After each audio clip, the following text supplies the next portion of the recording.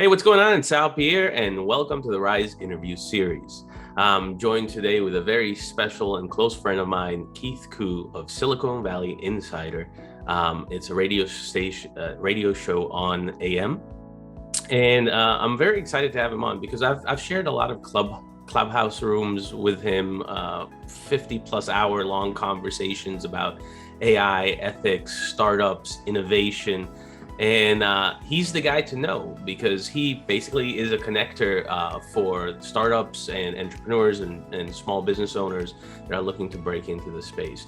The other thing is, like, we had on this clubhouse room, you had United Nations, you had senators, you had professors, you had like everything. You really grew it up. But before I talk more about that, because I want to discuss that for a second. Why don't you tell the audience a little bit more about who you are and kind of what you're about? Hey, thanks, Sal. And I first want to just say it was great meeting you through social audio like Clubhouse. For those who haven't experienced it yet, I think the ability to have rooms that can last multi-days, and in our case, we met earlier and then we did a room together for 56 hours actually with Professor Takai and MC Hammer. You really get to know people in an authentic level. You strip away any notion of video or being able to judge the physical appearance. So it's really just through the tonality and the authenticity of what they're saying. So I really appreciate getting to know you. I know we've collaborated many times. So I just wanted to start off with that. And I'm really happy with the work you're doing with AI Exosphere. Thank you. A little bit more about me. So Silicon Valley born and raised. I grew up outside of a suburb of San Francisco. I spent over 20 plus years in corporate, the way that most people normally go off to university, get a job. I started at Wells Fargo when it was a good bank. We know all about it now. And spent most of my formative years at Cisco Systems, where I had basically two main focus. One was M&A integration during the dot-com years. We had done over 52 acquisitions in 36 months. I worked on 37 of them. And then, of course, the dot-com crash, which we're all very aware of. So why I say that is I started getting deal making on the technology side. And that was just a really awesome experience, in that throughout the rest of my corporate career, going to companies like an Israeli startup called Mercury Interactive, which was acquired by HP. I was in the US headquarters, going back to Cisco, spending 4 years at Intuit, learning consumer and fintech, and then finishing my corporate career as a managing director at MUFG in operational and technology risk. That really set me up to become a startup mentor, which is really what I've been pursuing for the last 6 years. And that's a little bit more about me.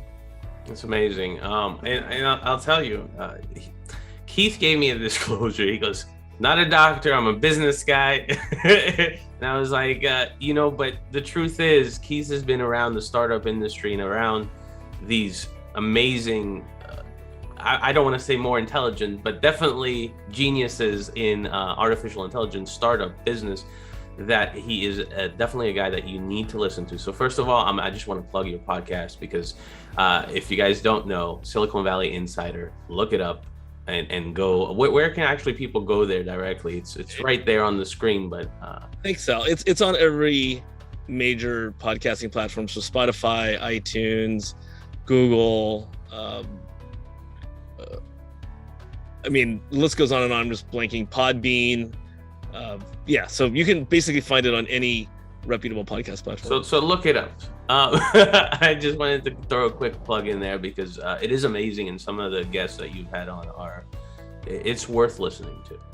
All right, so so you explained a little bit about you, what and your business background. What have you innovated, or what have you been involved with that you consider innovation? Well, throughout my career, there's always been innovation. I think in terms of just a couple of plugs during the Cisco days, first commercial Wi-Fi, Aeronet, tiny little company out of Akron, Ohio.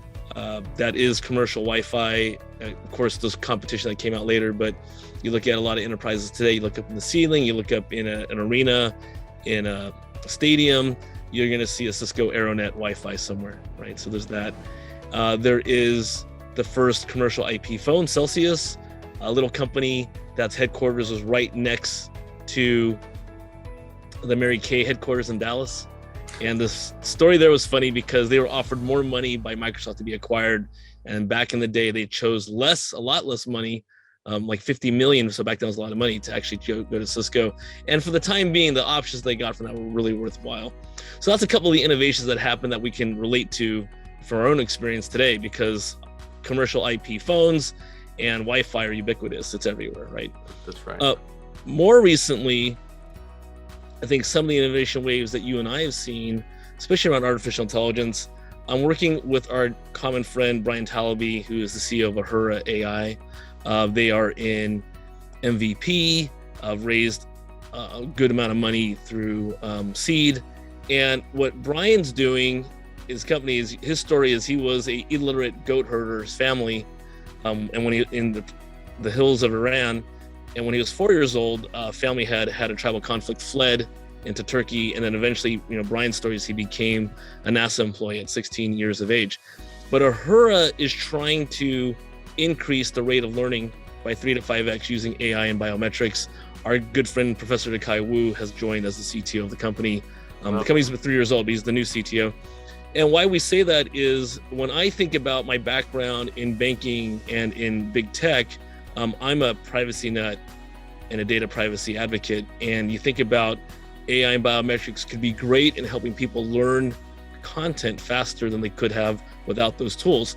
I consume podcasts, even my own, and anything related to non-entertainment, YouTube, I usually watch or listen at 2x speed. And I'm used to that, and I'm accustomed to that. And I have a pretty good retention rate. Imagine using methodologies that go 3x to 5x, where there's all kinds of techniques that are involved to do that. And in order to do that, you're gaining a lot of data and analytics on the user. And one of the things we often talk about in our AI and ethics rooms that you're actively participating in is that unlike other jurisdictions or countries, say China or Russia or other countries, the US has certain safeguards in place. It might not feel like it sometimes with all the social media data mining that we get, but there are certain safeguards in place. So for us, in order to do this in a right way from a Western mindset, we have privacy built into the product by design. So that's something very innovative. I think there's a lot of innovations going to happen in the education space. We talk a lot about how the future work. Artificial intelligence is a double-edged sword. It's going to transform humanity because there's no way of escaping it. So should we embrace it? At the same time, without people being prepared, it's going to be very disruptive. McKinsey and Bain and all the other consulting firms have a published study that says over the next 5 to 10 years, that over 39 to 73 million jobs in the US alone will be affected by automation, artificial intelligence, robotic process automation, et cetera. But we're in that influx period right now where we can pivot and help our citizens pivot and our children pivot so that they're prepared for that. I'm involved with a nonprofit started by Bina Amanath, who was at the time the chief technology officer of HPE and now the head of Deloitte's AI Institute. Probably going to be a great guest for a future show of yours, not on Clubhouse. And Bina started a nonprofit called Humans for AI.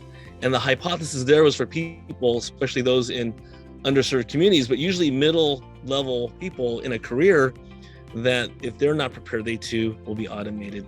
So that is some of the innovation I think that's going to happen. We can go on and on for sure. I love it. No, that's and I see it that way in the same thing. It's a very double-edged sword, and it's not a solve-all like some people would make it out to be, but it is quite helpful and is implemented on scale today that is it will change the future. There is no world that is coming that does not have AI and automation, from your toothbrush to your car to your daily life. I love it. So what do you consider is true innovation? What do I consider as true innovation? Well, my business partner, Ed, and I, and he's a technologist, we actually say, as the cliche goes, that 99% of all the ideas are not new. So the innovation is how you take that 1% and differentiate and build upon something that already exists. I mean, very few things in terms of what we do every day has not been discovered yet. We're still working on cold fusion, right? So innovation to me is taking an existing idea, unless again, truly innovative, something that hasn't been discovered yet, and adapting it and improving upon it. And we just talked about how education is going to transform using AI. Education is not new, but using AI to do that is new. Yeah, but it's innovative in using data science and AI to better educate, right? Yes. That process is innovation. I think of it in two ways. The first way is just like you said, you can innovate by improving a product processes and just in general the mechanics of how it works, maybe with more data or less data, doesn't matter, speed. That's innovations on a micro level, and they're big on at scale, right? Like if imagine something that let's say operates in 5 seconds now is 1 second because of a code breakthrough of data packets that you might not need, and that's an algorithm that can run to save you time. That is innovation, right? Like imagine the processing power it saves the companies that are deploying these different AI systems. And then there's a second that I believe is true innovation. True innovation is where you take existing systems and combine them in ways that have never been combined before to execute something truly new. And that could be actually a new internet. It could be a new way to interact with something using existing systems. Because when you change the dynamic of something, it's innovative, it's new. And if you simplify and speed up the processes in general, just like you said, if you 5x your learning, how much smarter will our future generations be, right? Because they're going to learn more than we will. And it's also a way to rapidly integrate society with AI technology and the skills that the future demographics will need. So I love that. Those are the two ways I consider it. And definitely slight innovations are huge at scale. It's always said. All right, I love it. What are some inspiring words that you would say to our RISE members, anyone watching that wants to innovate and kind of bring something new or improve some processes? Thanks for the question. In terms of inspiring, I mean, Sal, you're inspiring, and the work that you're doing is really cutting edge in terms of empowering people to take ownership of their own lives and careers. And why I say that is that's where I'm at. I mean, I spent 20 plus years in corporate. I see, as we just discussed, that there's going to be this coming shift occurring. We could talk about all different kinds of shifts as well, but just for today's show, I want to really focus on the future of work and automation. That as much as that sounds scary, there's never been a better time than to actually develop your own idea. And why I say that is back to the Cisco days and the dot-com years, and we were acquiring companies left and right. We, in the technology side, we had to build everything. So we talk about things like that were being done at Cisco, Sun Microsystems, Microsoft, Google was nascent at the time, that Cisco IT was pumping out 1,400 applications a year. And sometimes the applications had 10 users, sometimes they had 0 users. And you think about like, whoa, that's super inefficient. Why would any company create 1,400 applications a year and not use them? And there's a lot of reasons for that. One, Cisco was a high-flying company back then. 2, money was no object because we were trying to grow at scale. We had very little thought of competition. Outside of banking, I've been blessed to work with the technology companies I've been at had very little competition, whether it was Cisco, Mercury, or Intuit even for TurboTax and QuickBooks. There was really no sense of true competition at the time. And that's what really helped us, but also gave us the methodology or mindset that we could just do whatever we wanted. So building all these applications is super inefficient and super expensive. A decade ago, Dell had made news when he had bought a bunch, well, not him, the company had bought a lot of different disparate companies, just like HP was doing at the time. And one of the companies that was acquired was spun out immediately. And it made big news that they were able to reform their company like within 72 hours, right? Today, you can form your company in hours. That's right. And with innovations like cloud, and I'm not saying any one of these is what I advocate for, but whether you're using AWS or Google Cloud or Oracle Cloud or Microsoft Azure or some mid-tier, mid-market cloud, you can be up and running in minutes. It's not a joke, right? I mean, I'm not saying that I advocate necessarily for cryptocurrency, but you and I both know, with most blockchains being built on open source software, you and I could clone Bitcoin in a couple of hours. Now, the network. Now, it won't necessarily mean that it's going to be worth anything or be any usage, but the fact that the code itself can just be replicated, that's telling that the speed of innovation is not constrained anymore by access, from a technology perspective, from access to technology. You can buy the technology, you can get it really quickly. Clubhouse, the app we're on all the time, they're using Agora, right? They did not have to write that code themselves. There's limitations to that, but they built an MVP that got $11 million of funding and then got another $100 million of funding based on something that they took off the shelf and modified. So that's where the inspiring words is. There's never been a better time to get your idea off the ground. Is either you could do it yourself or you get people to help you. Well, I just want to say about Clubhouse, they revolutionized a new way to communicate. Yeah. I think that's the best way to put this. So it's really innovative because it's using open source technologies, and some paid technologies to actually build a system that they didn't really have to. It's kind of, I don't want to say plug and play because that's not true. There's a lot of coding and error checking, and there's a lot. To my knowledge, it was their third attempt as co-founders. The first two businesses didn't scale like this did, and this one hit it. Yeah, it's the same. I run a small advertising company with a little AI incubator because as these pre-trained transformers came out, I was like, we have to start working with this. How can we improve life with this? And I had a bunch of different projects, and the one that got legs is AI Exosphere, which at the time was called Project Hail. Love it. Okay, so I love that because I think that definitely will inspire people to take action and kind of see that there is possibilities that are really at your fingertips. And with these libraries, I keep talking about it on GitHub and other platforms, with Reddit groups and Clubhouse and other Facebook groups. You really do have a sense, Telegram, I mean, you have a sense, you have an ability to connect with like-minded individuals and mentors that might know a lot more than you, that have been around for a long time. So I think the resources are there.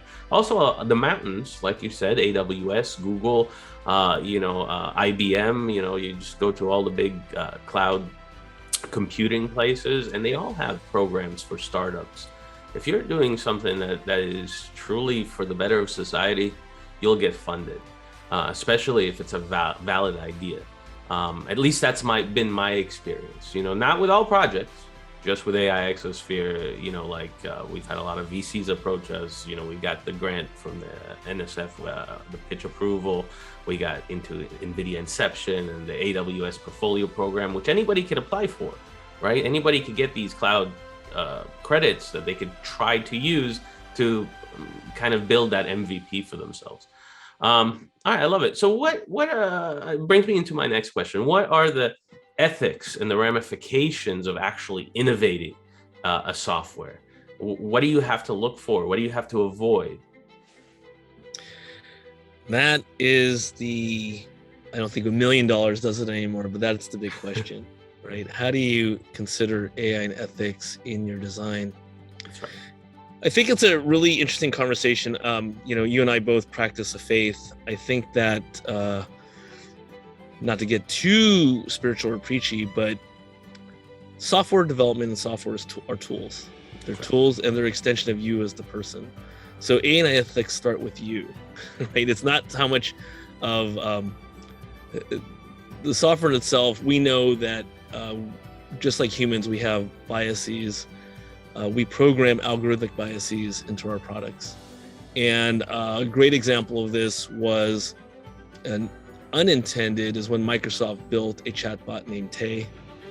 And when Tay was launched, within 24 hours, it had become a racist misogynist because people who realized they could manipulate the chatbot, they trained, it was a voice and a female voice. So they trained her to be this terrible, terrible representation of AI of a human being. And so they killed her, right? They basically terminated the program, and it was so toxic they didn't bring her back. So I think there's this notion that there's a notion that because it's science that we just do whatever we want. We see that with in biology, people who experiment with different creations of organic life, right? And so AI and ethics, well, ethics beyond AI starts with an individual and what is their moral compass and their framework. I'm not here to tell people what they need to do, but I just need people to be aware that there are their own biases and thought patterns, and that gets translated into the creations that they have, right? So then from that, we as humans want to regulate and try to enforce what we believe our belief systems are onto other systems. And that's why we get into a lot of discussion around what is ethical. And now the question is, what is by whose moral compass? And why I bring that up is we've had jurisdictional conversations that what is acceptable and expected in the West, in the US, might not be the same in China or in Russia, right? And that's where, why I bring that up is oftentimes people want a policing system and say, hey, we need a global standard for AI ethics, and who's going to build that? And I have a poll going on right now that will probably be closed by the time we air the show, but that was where the UN Human Rights Commissioner announced during this recording that AI is an existential threat to human rights. And I posted a poll on LinkedIn, it's halfway through it, but let's just say out of the hundreds of people who responded, out of the 20,000 plus views of the post, right now it's about one third. Yes, it's an existential threat. No, it's the future, and we're going to embrace it.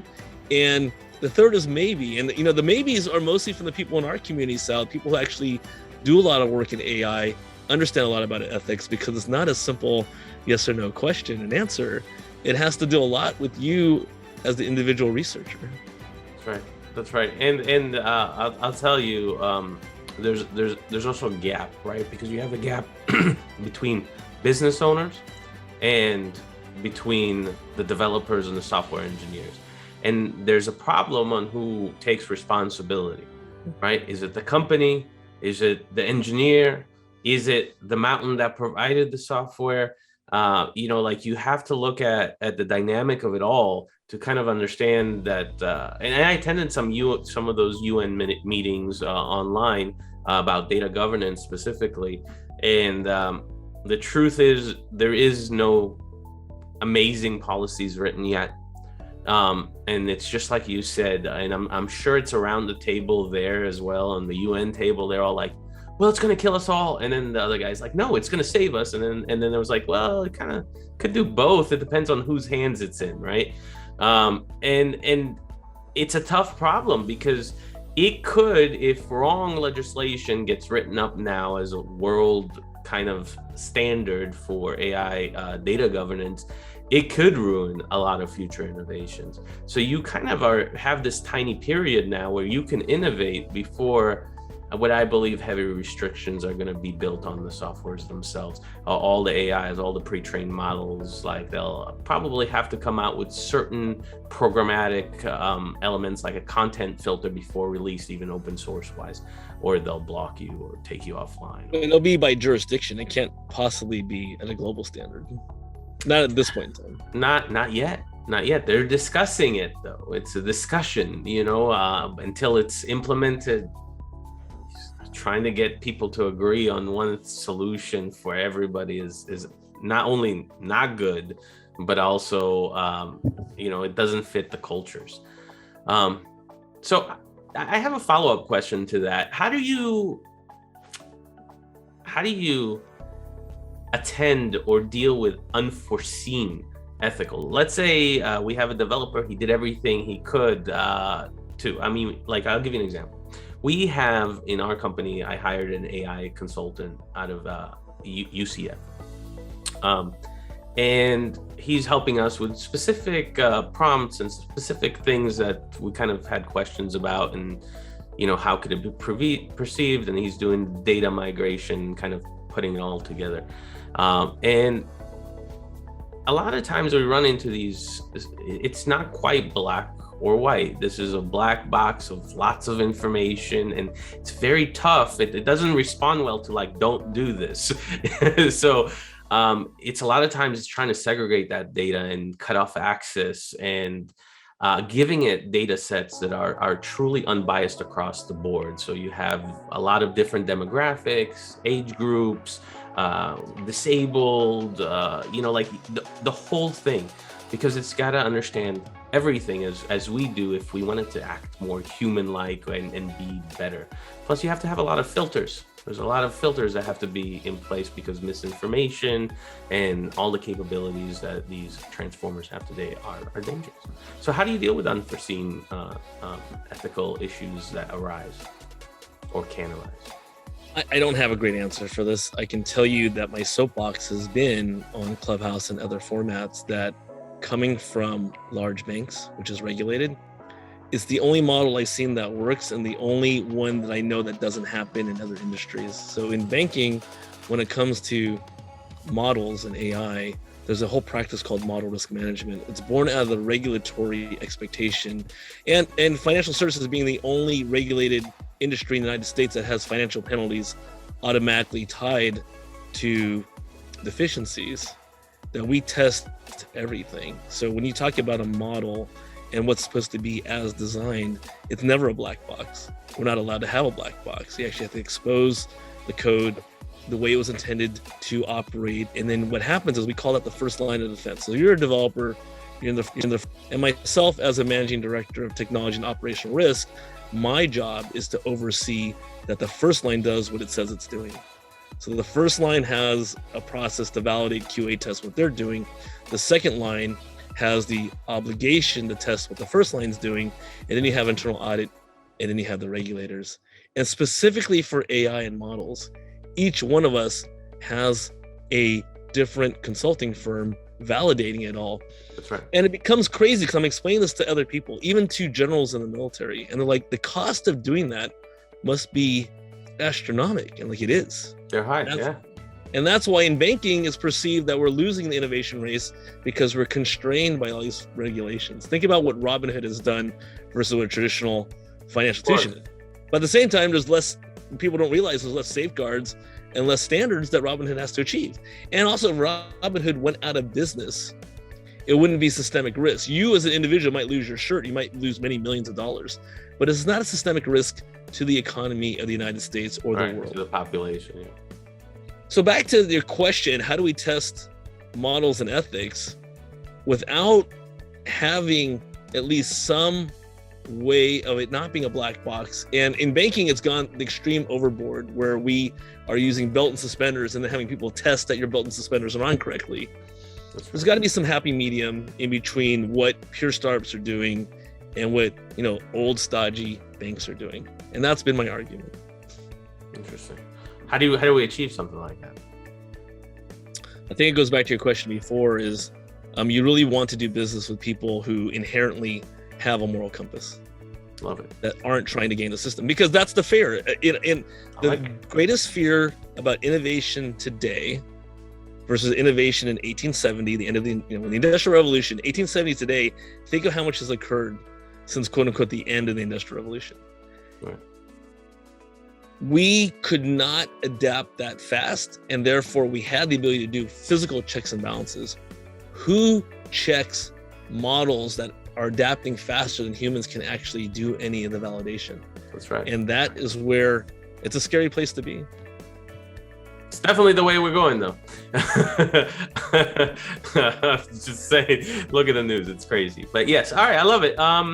What are some final words that you would say to our audience? Something inspiring, something innovating, or just a message that you want to send? Well, to our audience, our combined audience, I love that we have these abilities now to have conversation. I love that in the way that we're working, at least in the West, as we're moving towards authenticity and openness and transparency. That's not something that corporations are used to. I think it's being really disruptive to them, this pandemic, because we're in a space now where the average engineer in Silicon Valley works 9 months to 18 months. They don't even sign up for the 401k because they don't think that they're going to be at the organization long enough, because they're really looking to tie their heart's desire to their vocation. And so it's really more of this mind shift that we want to give back to the community now versus later. We're not trying to save up and become super wealthy. It might be a byproduct, but we're really trying to give back and do good. And I think that ties into the whole theme of today's conversation, which is innovations happening all around us. I want people to know that they have the ability to be an innovator. It's not something that you're now on the outside looking in, is that you have an idea you can create right away. The pandemic has shown that people really don't want to necessarily be tied to 9 to 5 going to the office, or 8 to 5 in some cases, that they do want to do what you're doing, Sal, which is like, I have a really innovative idea in AI exosphere, and I really want to empower the next generation of content creators and be able to have their own agency. Now, the agency, the way you and I know it, is not just the agency for PR and representation. Right. Agency means having agency over myself. Right. Sovereign rights that I as an individual can create and can carve out my future. And the whole part about the automation wave that's coming is not to scare you, sit at your desk and wait for it. It's to think about now, what is my side hustle? What is the things I need to be doing? It's a conversation that you and I are having with our children, who normally be thinking just about what university I'm going to. Now the conversation is not just university, but what are the skills you need to have in order to be a part of society in the future? So that's my final thoughts for today. I love it. Thank you so much for joining me. And where can people find out more about you? I'm all over. I mean, you can find me on svin.biz, which is the Silicon Valley Insider website. You can email us at info@svin.biz. And I'm really easy to get a hold of. You can find me and Sal in Clubhouse at Keith Koo. Right. And that's it.